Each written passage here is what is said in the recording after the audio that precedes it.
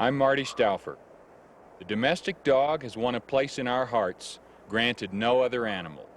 Millions are kept as pets, and we spend millions of dollars on them. Dogs, at least the domestic variety, are everywhere.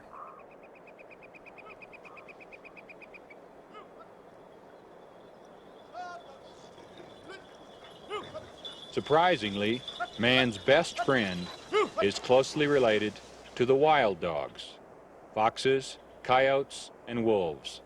And in fact, the wolf species is the great-grandfather of all domestic dogs.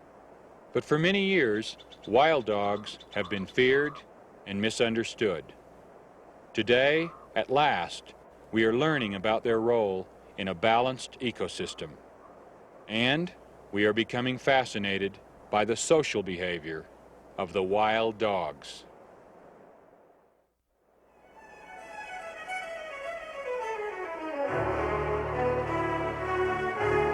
The study of wild dogs, or canids, has taken me to some of the most remote areas of the country.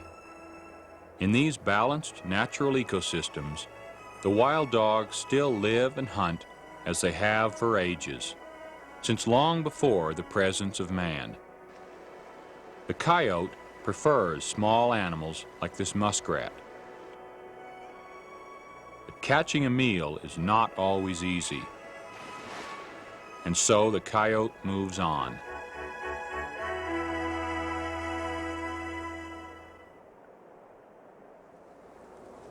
It's most likely to take what is easiest to catch, like domestic sheep. They're much slower and less alert than wild prey.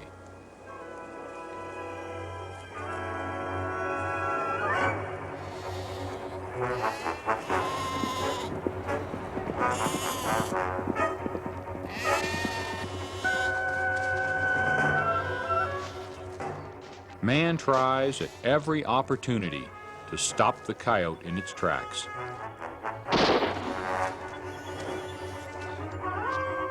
But we've laid out an incredible feast of livestock on our public lands, and then we complain when predators like the coyote join in.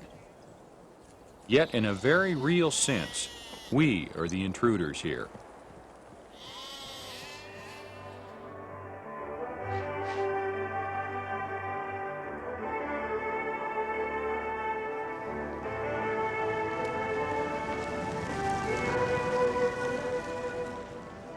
Given a choice, the controversial coyote will live primarily on rodents and other small animals.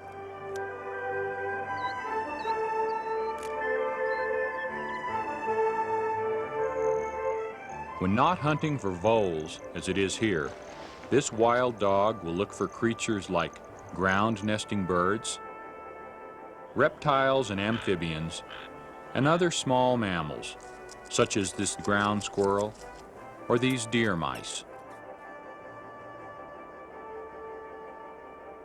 Been calculated that a coyote left to feed on mice alone could consume 10,000 of them in 1 year. In practical terms, these 10,000 rodents can do far more damage than a single coyote killing an occasional sheep. Since World War II, rodents have destroyed more grain in fields in this country than we have sent abroad to hungry peoples. And that's just a conservative estimate.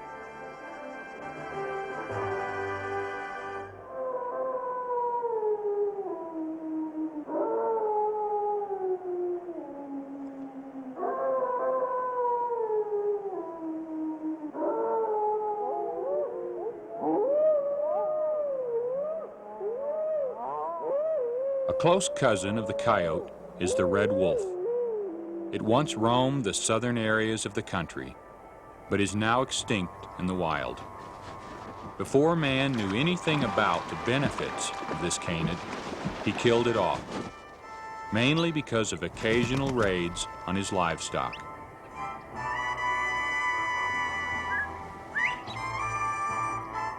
In its last days, the red wolf led a rather solitary life, hunting small game like these quail and eating plants and berries. This wolf, the smallest in the world, hunts no more.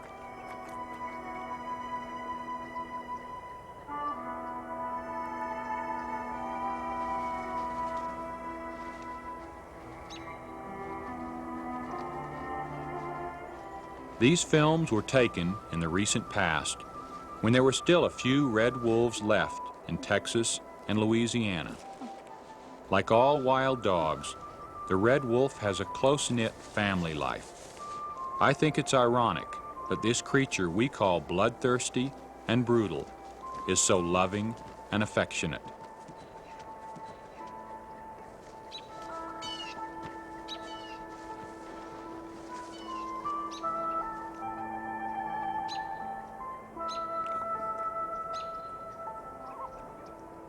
Training of the intelligent, curious pups begins early in their lives, when their mother introduces them to prey by bringing it back to the den.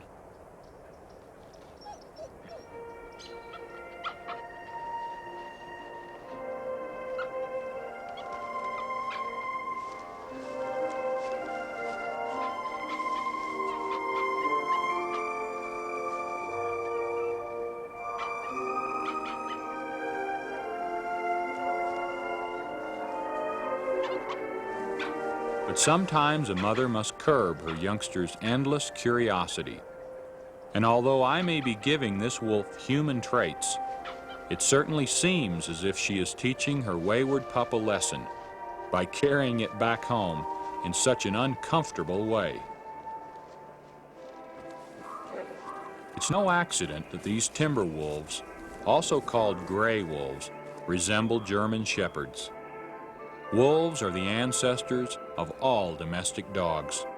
There is evidence that about 15,000 years ago, wolves began to associate with man, following hunting tribes and eating what they left behind. Gradually, over centuries, the wild dogs became domesticated by man. For our own pets and hunting dogs, we selected out the most admirable and useful traits from these wild dogs: their loyalty, communication, affection, and hunting skills.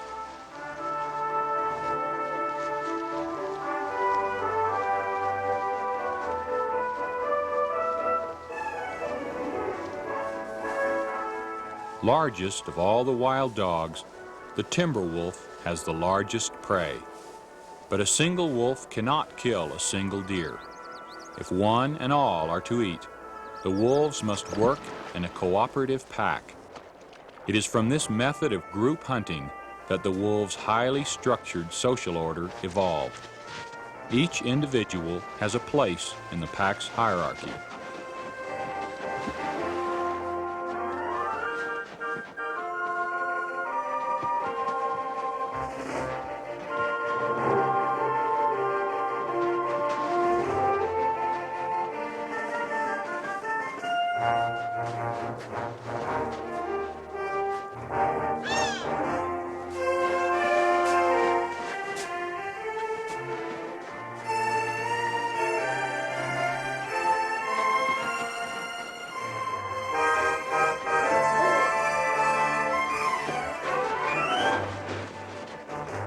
By using this group hunting technique, wolves in different areas of North America can take down such large prey as caribou, elk, and even moose, animals that may be 10 times the weight of a single wolf.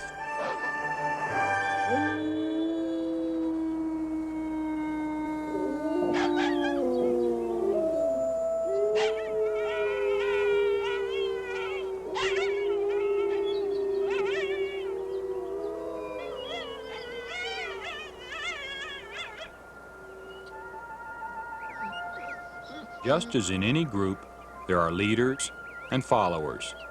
In the wolf pack, an individual's status is constantly displayed by submissive or dominant body language. A domestic dog will look up to its human master as a superior and will act as a subordinate. The strong social drive of all canids makes a tame dog stay with its master in the same way a wild dog stays with its pack. As much as we love our tame pets, we hate the wild dogs. Every day we can experience the loyalty and affection of our own dogs, but we seldom have the chance to see the wild canids making their most important contribution. As top dogs in a naturally balanced ecosystem, keeping their prey healthy and strong by weeding out the weak and diseased.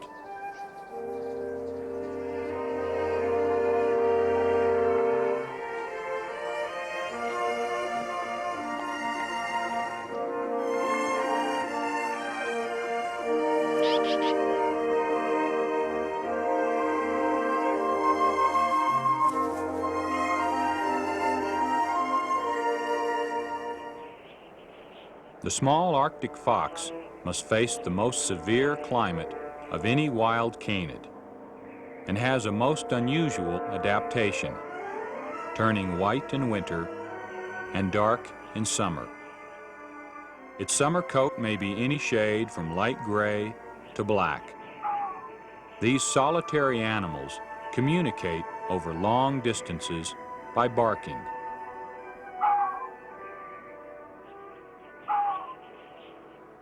And they cover wide areas of tundra in search of their main food, rodents called lemmings. But their small size does not limit these resourceful foxes to small prey. During the barren winter, an Arctic fox will follow a polar bear for weeks on end. When the bear kills a seal, the fox too will feed.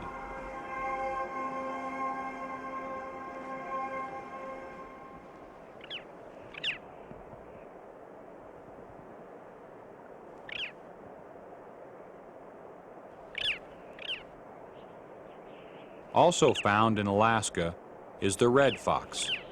These diving Jaegers are trying to chase a prowling fox away from their nearby nest. The danger gone, the Jaeger can once again settle down to the task of incubating its eggs.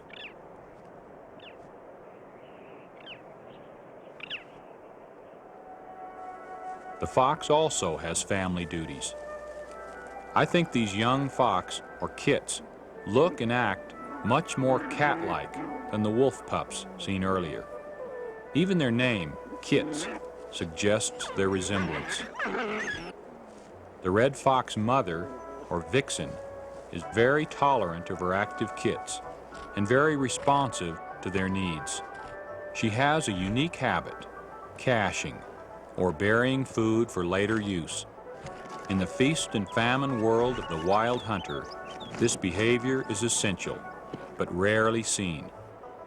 This rabbit won't last long with her growing pups. Both mother and father hunt continually and bring food back to the den.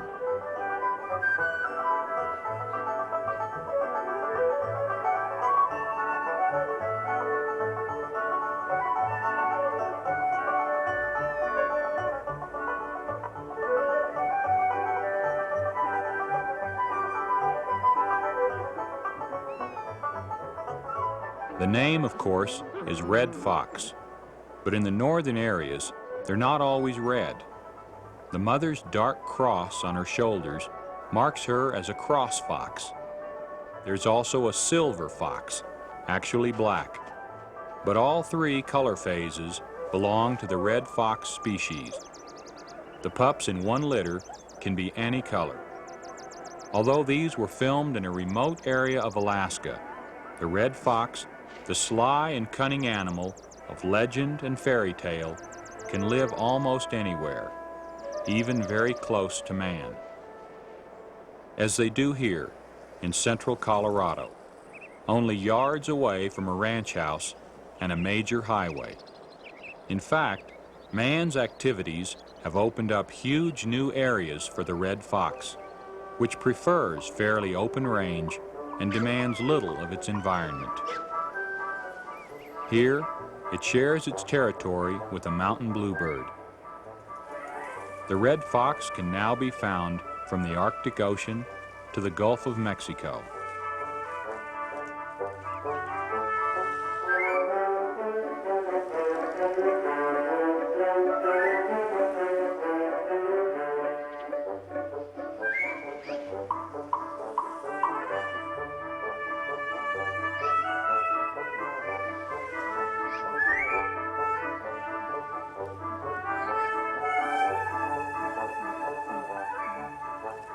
These kits were born in April.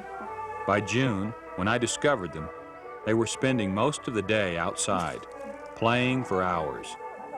Soon they will learn the art of hunting from their parents, and by fall, unless shot for stealing chickens or run over by a car, will go their own ways and take up new hunting grounds. The gray fox is another species that does not live up to its name. Its coat is often more reddish than gray. Mother drops food at the den, and she goes off to continue hunting. Her kits do some play hunting on their own. This endless play is vital training for all young canids. It teaches them the smell, taste, and feel of future prey. But the gray fox, like many of the wild dogs, is not only a predator. It is also a vegetarian and a scavenger, eating berries, fruit, and animals killed by other predators. The gray fox has a fascinating behavior. Using its long, curved claws, it can climb a tree to escape its enemies or to look for food.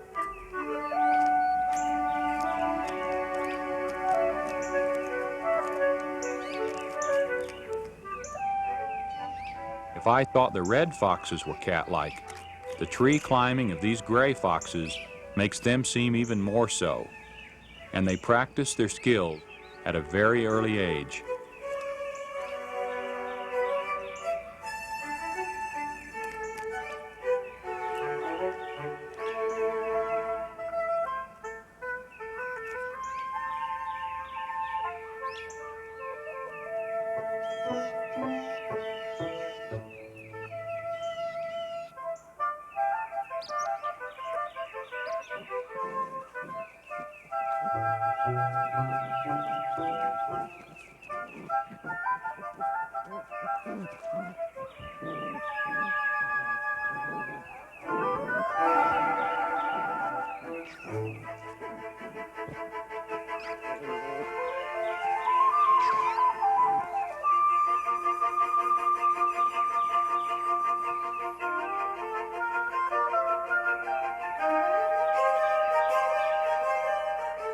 Both the gray and red fox are trapped for women's fur coats, but both seem to be holding their own in most areas. Gray foxes are now found from Canada to South America. This one, climbing high above the ground in a buckeye tree, was filmed in southern Ohio.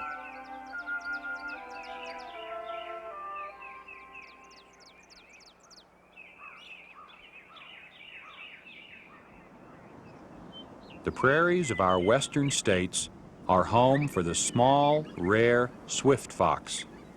Even a full-grown fox is amazingly tiny. about the same size as a house cat.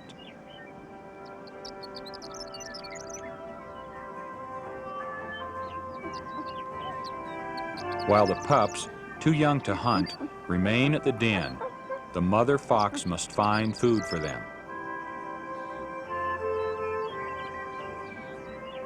It shares this prairie in Wyoming with other species, like the pronghorn antelope, too large, of course, for a fox to catch.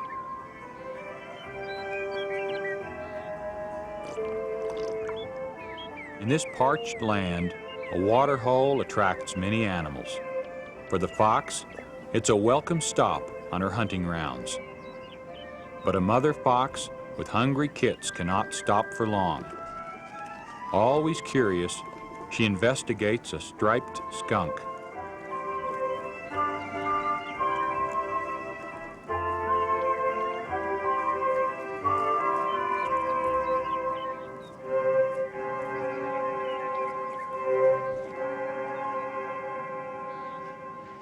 But its size and smell are too much for this little canid. She continues tracking prey, using her keen nose and ears.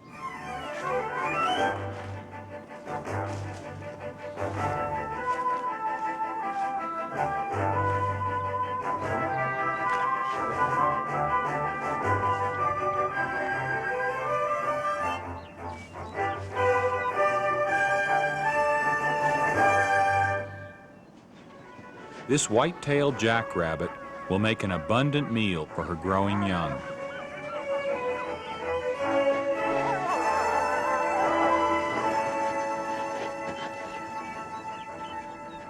By fall, the vixen's kits will leave her, and by winter, she will once again be alone.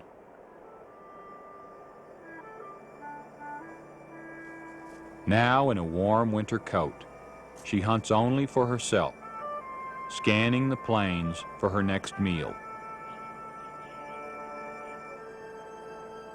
On the alert for the smallest sound or movement.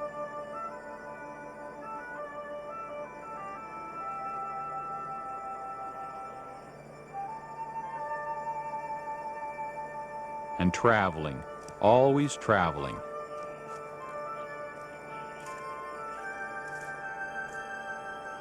Summer and winter, the various rodents are a mainstay for the fox.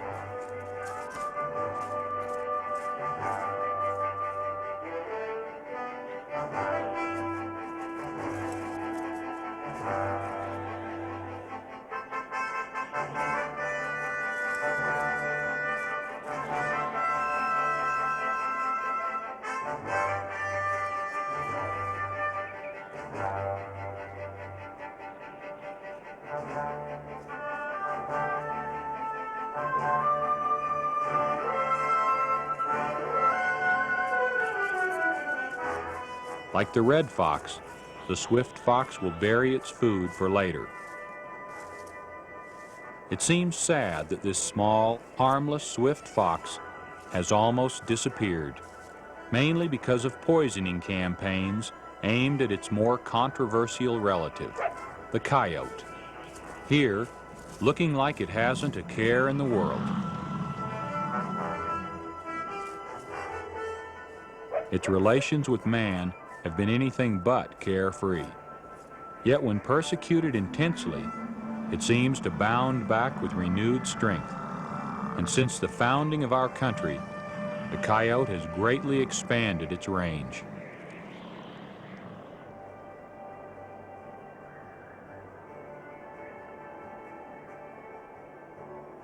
This coyote would love to make a meal of these sandhill cranes, engrossed in their mating ritual and seemingly unaware of the nearby predator.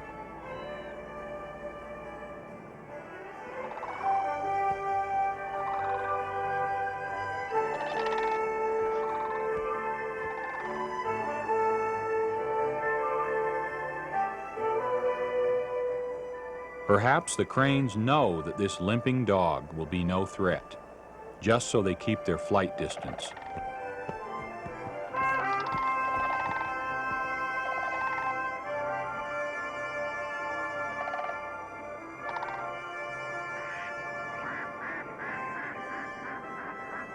Even in the midst of plenty, this coyote may go hungry, or it may go back to doing what it does best, that is, catching rodents.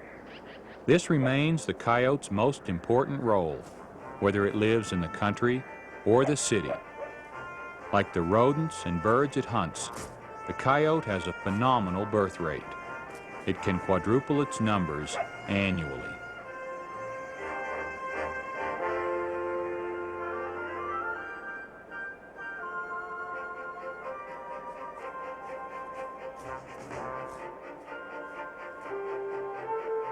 All the wild dogs, wolves, coyotes, and foxes are resourceful, well-adapted, and intelligent, just like man.